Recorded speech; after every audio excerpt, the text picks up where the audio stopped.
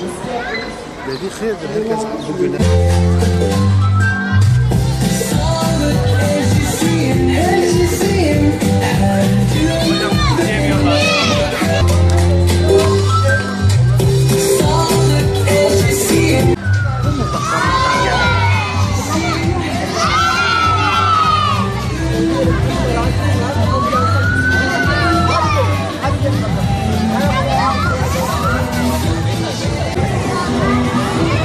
Gel bakalım.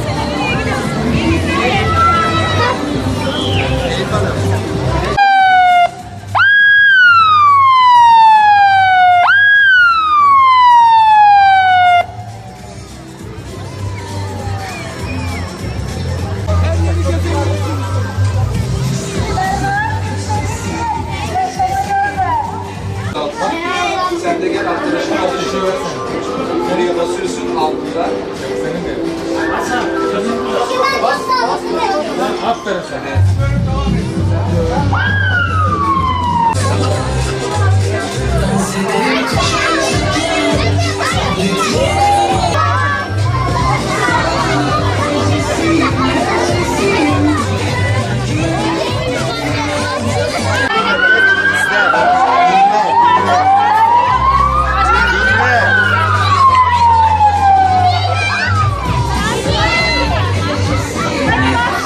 Sağlık Bakanlığı olarak uzun bir süredir aslında Sağlıklı Çocuk, Sağlıklı Gelecek programını hazırlıyorduk.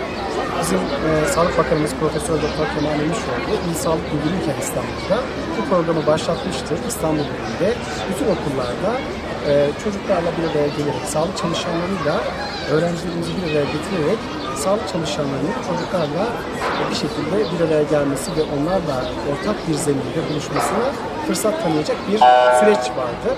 Geçtiğimiz ay biz Milli Eğitim Bakanlığı ve Sağlık Bakanlığı arasında bir işbirliği protokolü imzalandı ve bundan sonraki süreçte de tüm Türkiye'de sağlıklı çocuk, sağlıklı gelecek diyerek bütün okullarımızda, bütün Milli Eğitim müdürlükleri ve İl Sağlık Müdürlüklerinin müşterek organizasyonuyla da biz iyi bir program hazırlamaya gayret ediyoruz.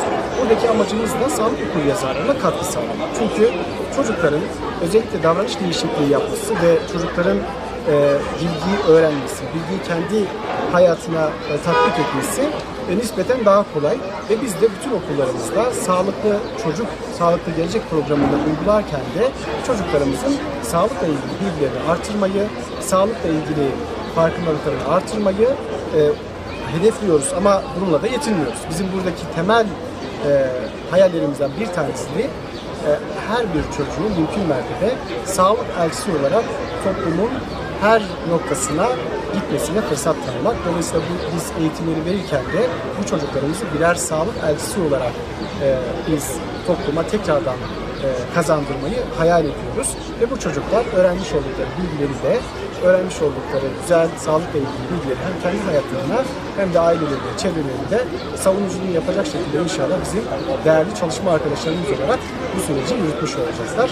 Biz İstanbul'da startı vermiştik, Ankara'da yaptık ve bugün de Mardin'de kıymetli İl Sağlık Müdürümüz ve ekibiyle beraber, Batman İl Sağlık Müdürümüzle burada biz bu süreci elimizden geldiğince yine Milli Eğitim'in kıymetli yöneticileri ve öğretmenlerimizle bu süreci elimizden geldiğince de yaygınlaştırmaya çalışmış olacağız. Hedefimiz sağlık okuryazarlığını artırmak ve çocuklarımızın, özellikle okul çağı çocukların bu konudaki emeği, gayreti biz artırmak istiyoruz. İnşallah muvaffak oluruz. Özellikle sizlerin de desteğiyle çok daha iyi noktaya gelmiş oluruz. Tabii bizim hedefimiz okullar kapanmadan önce bu dönem 81 ilde en az birer okulda bu programın, etkinliğin duyurulusunun yapılması. Bu tabii bir başlangıç ve bir etkinlik formatında.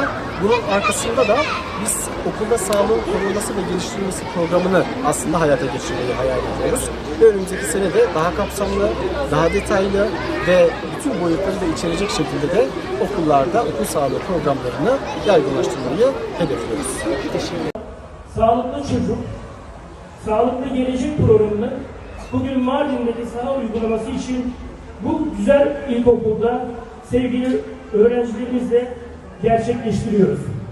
Bu etkinlik öncesinde Sağlığın Geliştirilmesi Genel Müdürlüğü'nün hazırladığı rehber doğrultusunda öğrencilerimize teorik eğitimler verdik.